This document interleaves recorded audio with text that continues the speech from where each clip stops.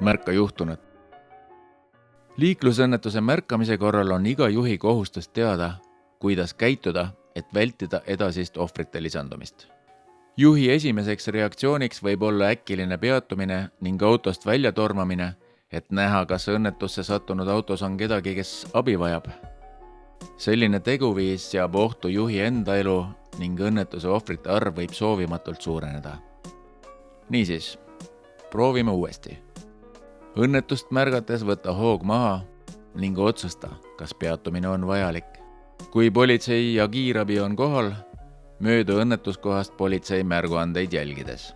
Peatumist alustades lülita sisse suunatuli ja veendu, et manööver on ohutu. Tõmba auto parempoolsele teepeenrale ja lülita sisse ohutuled. Pane selga helkurvest. Võta kaasa mobiiltelefon.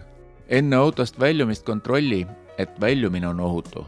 Sulge autouks, et see teisi liiklejaid ei häiriks. Kontrolli olukorda ning vajadusel helista numbrile 112.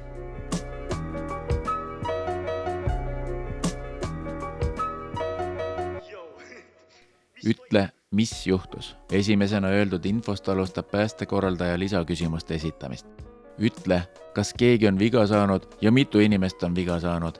Ütle aadress või kirjelda asukohta, kuhu on vaja abi saata. Sinu mobiiltelefoni positsioneerimine näitab piirkonna, kus sa asud. Õnnetuse asukoha täpseks määramiseks anna täpsustavat infot. Ütle aadress, nimeta lähedal asuvaid objekte, anna võimalusel GPS-koordinaadid.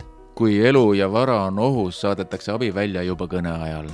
Lisaküsimuste esitamise tõttu ei viibi abi saatmine. Abi on juba teel.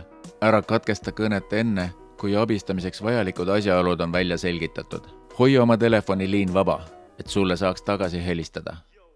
Kui olukord sündmuskohal muutus, läks halvemaks või paremaks, helista numbrile 112 ja anna sellest teada.